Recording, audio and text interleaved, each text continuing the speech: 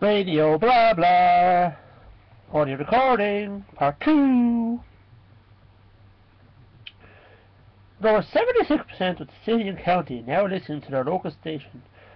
WLR connected on a more human level. An appeal for clothes and toys in December 78, which started from a tiny caravan placed in the centre of town, were brought him into a £1 million plus annual charity drive for St Vincent de Paul. The Lions Club Christmas Hamper Heat was born. From an outside broadcast unit, or caravan to be precise, the station ran a few auctions to make money for the appeal. Their response was astonishing, with the auctions running to almost 15 days. The first appeal made around 7,000. It began the start of a relationship between WLR and the Lions Club, that's going almost 35 years later. The last year of the decade gave us a papal visit, Ireland's first female pilot, Jack Lynch standing down as Fianna Fáil leader, to be replaced by the one Charles J. Hoy, and a country still deep in recession. Sound familiar? 1979 would be the worst year for industrial disputes in the history of the Republic, costing the economy over 1,460,000 in lost working days that year. Having a job was a godsend. Going from strength to strength, Waterford local radio expanded their hours on air from 7:30 in the morning to 1:30 at night. To those young ones reading this book, was puffed by the radio station not being 24 hours. Our national television station, RT, came on just before midday, and then it would around the Veen shortly before midnight. Just about 12 hours later, about the time you'd be in bed.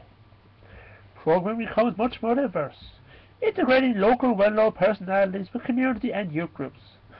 The arrival of a second pirate station in 1979 also adds some competition. Started by former WLR sales manager Mick Daly and operating out of Rathcullen in Ferrybank, Shoreside Radio came across the airwaves that February. Now Warwick had a choice of 2 pirate stations.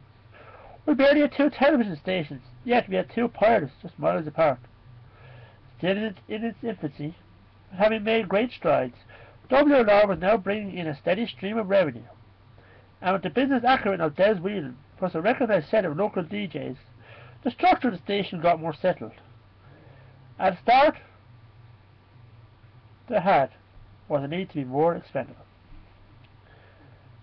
Still using the back of a 5.0 from its vast amount of vinyl, a singles and album chart based on sales and popularity was launched.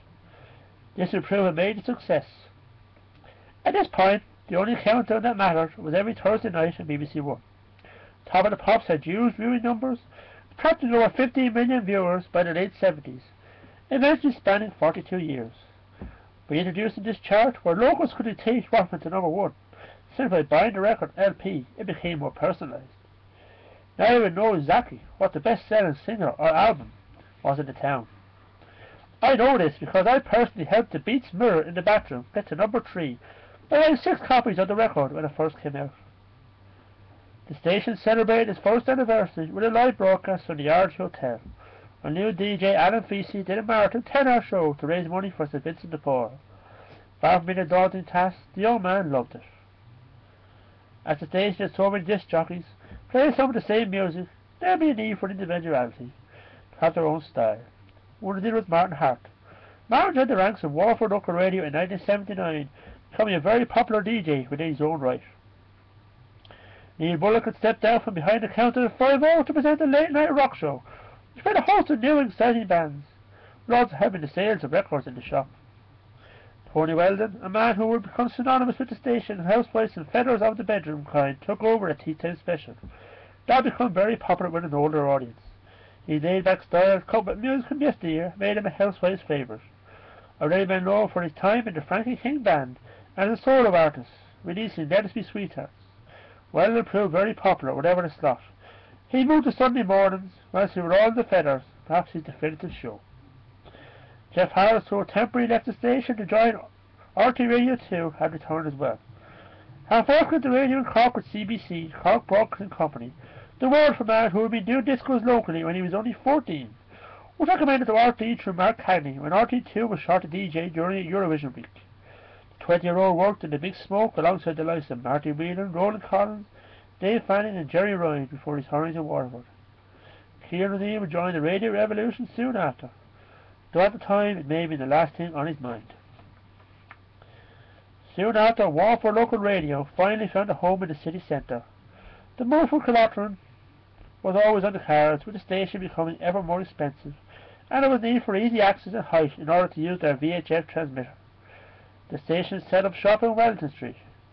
The VHF transmitter is crucial, and every shop, pub and factory are tuned into the station with greater clarity. Housewives around the city, to a guy in his local, or the entire Waterford Crystal plant, the station was everywhere.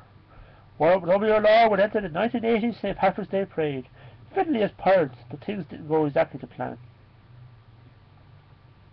The station collected over 1,000 worth of Easter eggs for needy children in Waterford, along with £200 raised by auctioning a single Easter egg. WLR introduced a job finding service which proved very popular. With Ireland almost a third world country and people paying 60% tax, that's right, you young ones, 60 pence in the pound. The slot proves a great success. Soon after, the local Gardaí utilised the station as WLR appealed for the public help in solving local crimes. By this stage, the number 72248 is dialed more times than the Gardaí.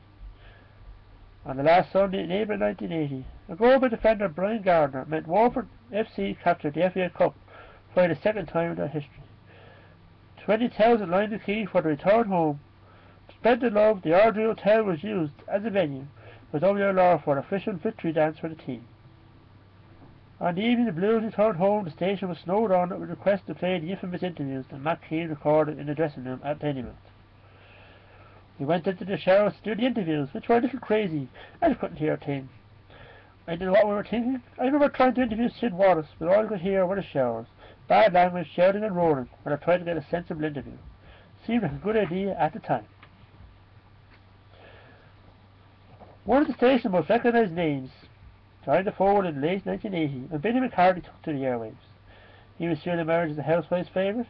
The first was for Billy McCarthy and his Good News programme, and later, when the station went legal, to his mid-morning Day AM stuff, which he hosts to the present day. Dermot Graham started a new magazine programme, which proved one of the most popular on the station's road. Straight to the point and often confrontational, the listener figures went through the roof. Just what the doctor ordered. Owen Ryan came over from Shoreside to present the breakfast show at WLR, working on his own programme and hand in hand with Clodagh Walsh in a Cup Community Roundup show that proved hugely popular. Outside the microphone, Rohane became heavily involved in booking bands and running concerts in the city for the likes of Horslip's Planet and Paul Brady, before managing local band Nero.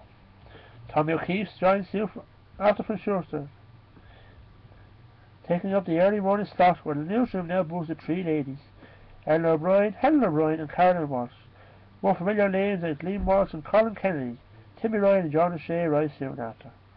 Radio was the only place to be. End of Radio Blah Blah Audio Commentaries Part 2 by Beta Boy James.